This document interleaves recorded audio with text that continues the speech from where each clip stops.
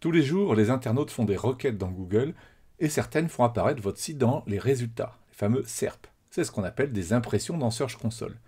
Et connaître toutes ces requêtes, disons des mots-clés pour simplifier, est très précieux pour piloter votre référencement naturel. Alors, non seulement il est utile de savoir pour quels mots-clés le site se positionne dans les premiers résultats, mais aussi de découvrir ceux pour lesquels il faut juste un petit effort pour progresser et augmenter le trafic. Et dans ce registre, RM Console allie simplicité, puissance et exhaustivité. Découvrons ça ensemble. RM Console récupère toutes les requêtes. Alors, il s'agit des requêtes faites par des vrais internautes, il s'agit donc des données directement issues de Google via la Search Console, et pas des requêtes qui viennent en fait d'une base de données pour tous les outils tiers qui sont hors Google et qui doivent deviner quelles requêtes font sans doute les internautes. RM Console fonctionne soit sur tout le site, soit sur une partie, soit sur une URL précise. C'est à vous de configurer à chaque fois comme vous voulez. Vous pouvez évidemment définir la période, vous pouvez revenir jusqu'à 16 mois en arrière, et vous aurez donc tous les détails comme on va le voir tout à l'heure, les clics, les impressions, le taux de clic, la position moyenne. Alors quelque chose qui est majeur, c'est que quand je dis qu'on récupère toutes les requêtes, c'est vraiment qu'on n'a pas la limite à 1000 résultats, là, 1000 mots-clés comme dans la Search Console. En fait, RM Console fournit bien plus de mots-clés que les outils de référence sur le marché. Alors il faut dire que ces outils ont leur propre base de données, car ils n'ont pas accès à des données propres à votre site. A l'inverse, RM Console contient des mots-clés 100% adaptés à votre site, correspondant à votre audience, à vos personas. Alors voilà le comparatif en termes de nombre de mots-clés détectés pour un site de test. Donc Search Console, on a vu 1000 résultats, 1000 mots-clés, Ahrefs 5000 et quelques, SEMrush 8000 et quelques, et dans RM Console, selon qu'on se base sur les 28 derniers jours, on en a 21 000 requêtes, et comme on peut accéder aux données de 16 mois en arrière, et bien là, pour ce site-là, on a accès tout simplement à plus de 64 000 mots-clés. Alors voyons ça sur ce site de test. Donc ici, je suis dans le module requêtes, sur analyse des requêtes. Donc sur un mois, je vois qu'il y en a environ 22 000 requêtes qui ont généré des impressions. Donc on peut le voir aussi ici. Nombre de requêtes ayant fait apparaître le site dans Google, là, on est à peu près à 21 000, comme dit tout à l'heure. Et si je monte ici sur 16 mois, donc sur 16 mois, il m'indique qu'il y a 64 000 requêtes qui ont généré des impressions, donc pour lesquelles le site est sorti dans les résultats de Google. Et ces 64 000, eh bien, je peux les récupérer, les télécharger et les analyser si j'ai envie. Ok, alors concrètement, toutes les fonctionnalités qui sont dans le module requêtes, à quoi elles vont vous servir? Premièrement, on va voir qu'on a accès à la répartition de toutes ces requêtes selon leur position dans Google, avec l'évolution au fil des mois. On va voir aussi une autre répartition, c'est selon le trafic généré, toujours par ces mots-clés. Alors, voyons déjà ça. Je vais dans l'interface, et ici, je suis resté sur 16 mois, et sur toutes les requêtes. Et quand je suis sur le sous-module toutes les requêtes, eh bien ici, j'ai accès à des graphiques. Donc ce graphique, il me montre quoi?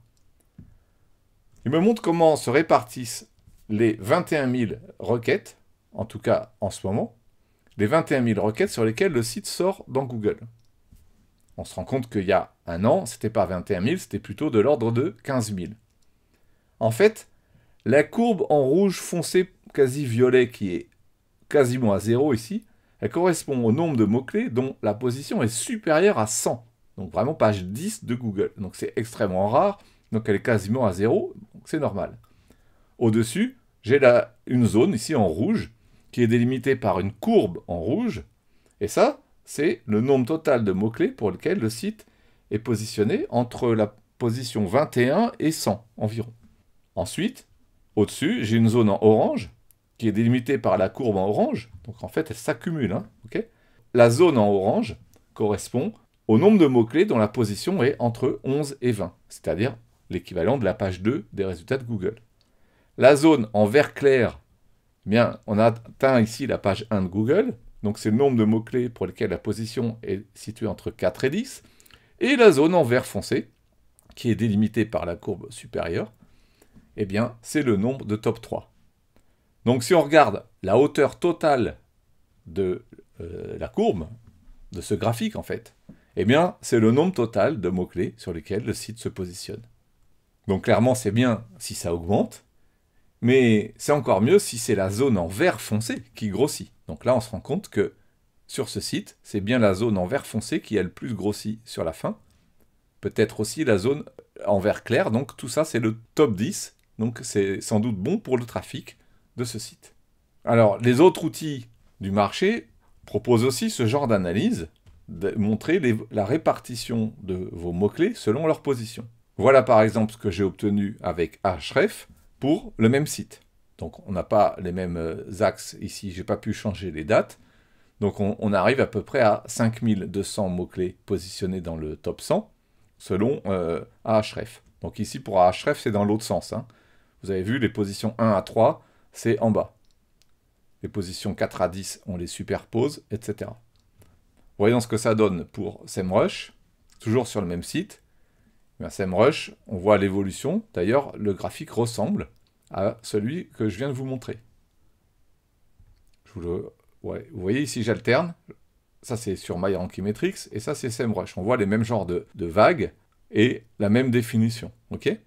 Par contre, ici, on est à plus de 20 000 mots-clés listés, contre environ 8 000 pour SEMrush. C'est marqué là-haut, 8462 au moment où j'ai fait cette capture d'écran. Donc ici, j'ai essayé de vous les montrer les trois sur le même écran. On voit que les courbes sont à peu près similaires, surtout ici entre SEMrush, là, vous voyez, elles sont superposables, et RM Console. Sauf que, eh bien, dans RM Console, on a beaucoup plus de données disponibles. Alors une particularité, c'est que nous proposons aussi une autre répartition des requêtes selon cette fois-ci le trafic, c'est-à-dire combien j'ai de requêtes qui me génèrent du trafic. Alors on aurait pu faire qu'une seule courbe pour dire le nombre total. Donc là, c'est la superposition, vous avez compris, le nombre total en ce moment, c'est 2428 requêtes qui ont généré des clics en se basant à chaque fois sur les derniers jours. Mais on peut aussi distinguer les requêtes qui ont généré un trafic plutôt faible, un trafic moyen ou un trafic fort. Voilà. Et donc, grâce à ces graphiques, vous avez un état de santé SEO des sites en termes de mots-clés sur lesquels ils se positionnent, aussi bien en termes de position que de trafic. Dans les autres fonctionnalités qui vont vous intéresser, il y a la comparaison possible entre deux périodes pour des milliers de mots-clés. Donc là, on compare quoi? Leur position dans Google ou d'autres métriques, par exemple le trafic généré. Alors, comment ça fonctionne? Eh bien ici, vous allez aller dans « Changer la période », vous cliquez sur « Comparer », vous choisissez la période de votre choix. Donc, soit vous comparez les N dernières semaines aux semaines précédentes. Par exemple, je veux dire, je voudrais les 6 semaines qui ont précédé, là, par rapport aux 6 semaines d'avant. Ou alors, les 6 semaines qui ont précédé par rapport aux mêmes l'année dernière. Ou alors, vous choisissez carrément des dates personnalisées comme vous voulez. Bon, évidemment, il faudra que la durée des périodes soit similaire. Vous enregistrez et vous récupérez un tableau qui ressemble à peu près à ça, où vous voyez ici pour toutes les requêtes, tous les mots-clés, le nombre de clics dans la période A, le nombre de clics dans la période B, et donc la variation du nombre de clics. Pareil pour les impressions, le taux de clic et la position moyenne. Comme ça, vous pouvez, en revenant en arrière sur n'importe quelle date, y compris jusqu'à 16 mois en arrière, vous allez pouvoir étudier n'importe quel changement de position pour des milliers et des milliers de mots-clés. Alors, je suis revenu sur 16 mois et on va regarder les données disponibles. Donc ici, j'ai pour 64 000 requêtes pour lesquelles le site est sorti, tout un tas d'informations. Donc, soit je les télécharge au format Excel, soit je passe ce fil pour l'instant, je les récupère ici dans un tableau. Donc ici, on les affiche par paquet de 25, on va simplifier, on va faire 10 par 10, voilà. Et là, vous voyez que j'en ai 64 000. Donc, pour toutes les requêtes qui sont là, eh bien, RM Console vous fournit de quoi travailler à fond, puisque donc, tous les mots-clés sont fournis, avec pour chacun, la colonne clic, c'est le nombre de clics sur un des résultats qui ont mené à votre site, hein, c'est le trafic généré en référencement naturel. Les impressions, c'est quoi? C'est le nombre de fois où votre site a été affiché dans les résultats, que l'internaute ait cliqué dessus ou pas, qu'il ait vraiment vu le lien vers votre site dans la page ou pas, et puis qu'on soit en page 1 de Google ou pas. En tout cas, votre site était dans la page qui s'est affichée devant l'internaute. Le CTR, c'est quoi? C'est le taux de clic. Donc en gros, c'est le nombre de clics divisé par le nombre d'impressions. Il dépend beaucoup de la position moyenne. Évidemment, si vous êtes dans le top 3, vous aurez un très bon taux de clic. Mais il dépend d'autres choses, notamment de l'attractivité de votre titre ou de l'extrait, le descriptif affiché pour votre résultat. Il peut aussi dépendre des autres blocs affichés dans la page de résultats de Google. Et on termine par la position moyenne. Alors, il s'agit de quoi? Il s'agit de la position moyenne du résultat, votre page, votre image, votre vidéo concernant votre site, qui sortait dans les résultats de Google, pour la requête en question sur la période concernée. Donc, à chaque fois, il s'agit de ce que les internautes ont fait dans les résultats naturels de Google pour la requête concernée. Alors, peut-être que la position va différer légèrement, ou beaucoup, de celle qu'un outil tiers peut vous donner. Alors, en fait, l'explication, c'est que ici, la position, elle est calculée par rapport à ce que votre audience a vu dans les SERP de Google, pas un outil. Rappelez-vous que les résultats de Google sont personnalisés pour chaque utilisateur. C'est pour ça d'ailleurs que la position, ce n'est pas un nombre entier, c'est une moyenne sur la période concernée. Il y a plein d'internautes qui ont vu votre résultat, et on calcule ici, enfin c'est Google qui calcule la position moyenne. Au passage, si vous ne le savez pas, RM Console vous permet de faire un relevé du positionnement pour des milliers et des milliers de mots-clés. On est limité à 20 000 mots-clés, là dans le module positionnement. Maintenant, qu'est-ce qui se passe si je clique ici sur une requête? Eh bien, RM Console va vous afficher d'abord la liste des pages pour laquelle votre site sort sur cette requête. Parfois, ça peut être plusieurs pages. Donc ici, on voit qu'il y a eu plusieurs pages, mais c'est essentiellement une qui a fait tout le trafic. Et en dessous, eh bien, vous avez l'évolution du trafic. Ici, c'est le nombre de clics, juste pour cette requête-là, pour votre site.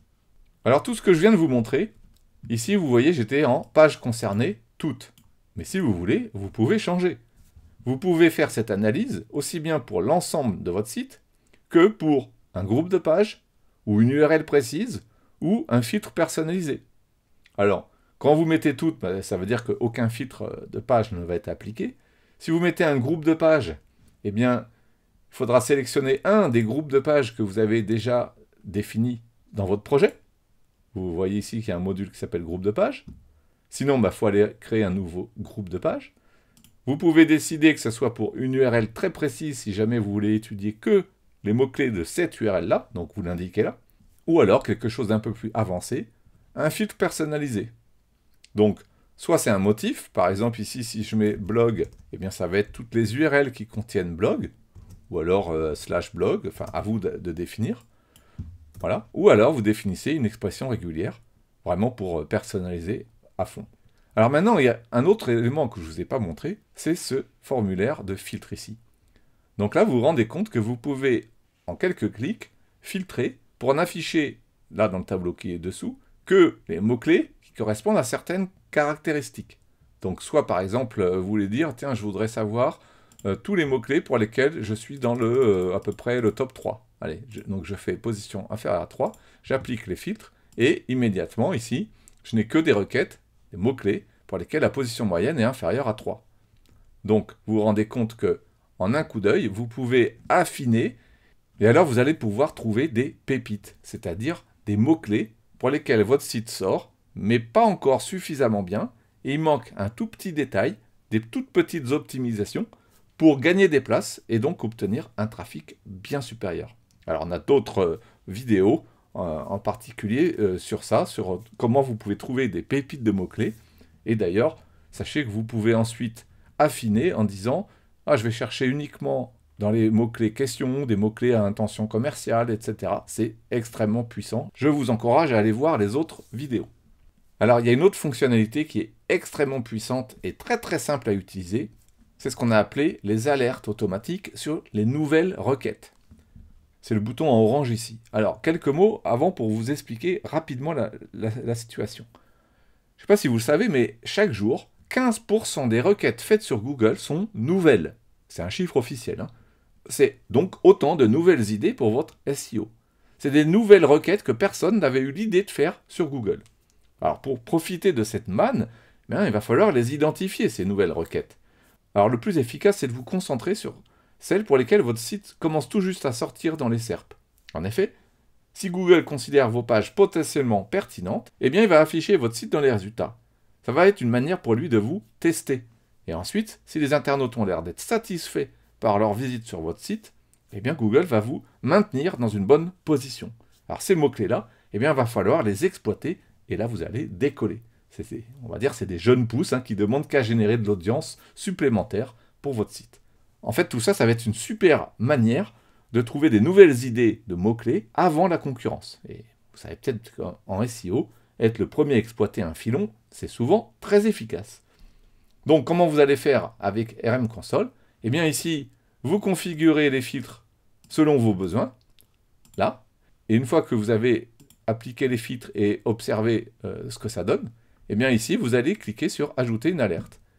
Vous cliquez là, je crée l'alerte, et maintenant, chaque semaine, je recevrai un mail qui va m'informer des nouveaux mots-clés pour lesquels mon audience commence à s'y intéresser, et Google commence à faire sortir mon site dans les résultats.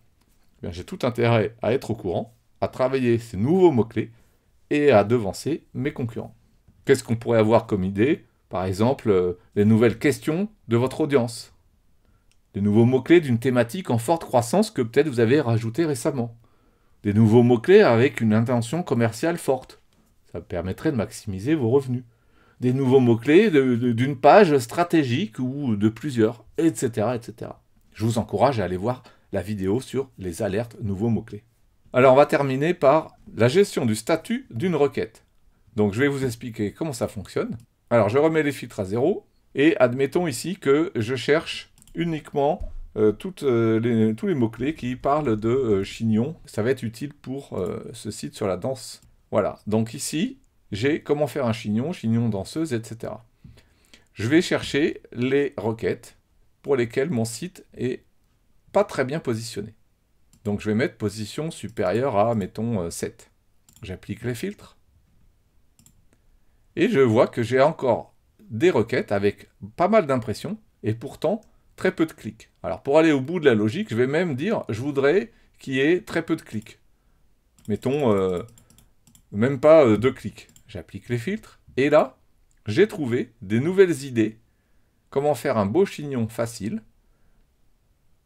Comment faire un chignon avec un donut. Et là, je vais dire, ah mais ce mot-clé-là, il va m'intéresser. Je peux cliquer ici sur le G pour savoir si, selon Google, j'ai une page qui sort de mon site. Comment faire un chignon avec un donut. Donc là, il y a une page qui sort. Mais est-ce que ça parle de donut? On n'a pas l'impression, parce qu'ici, dans le descriptif, il n'y en a pas. Donc, je reviens en arrière. Et là, je peux faire une recherche avec la loupe. Cette fois-ci, je vais mettre des guillemets. Et là, il me dit, non, ce site-là n'aborde pas la question comment faire un chignon avec un donut. OK. Donc là, ça me confirme. J'ai trouvé une pépite. Donc, le statut, je clique ici. Et je vais dire, alors ça, c'est à faire. Donc, voilà, c'est marqué à faire. L'intérêt de ça, c'est qu'ensuite, vous pouvez ici filtrer pour dire, je voudrais uniquement les mots-clés qui sont à faire. Donc, je vais mettre que à faire. J'applique les filtres. Bon, bah là, j'en ai qu'un parce que je viens de cliquer qu'une seule fois. Et ça va vous aider, comme ça, à travailler. Et ça, gérer le statut des requêtes, ça va être très, très utile parce qu'en plus, vous pourrez l'utiliser à d'autres endroits de RM Console. Donc, voilà pour la présentation générale du sous-module ici qu'on appelait toutes les requêtes.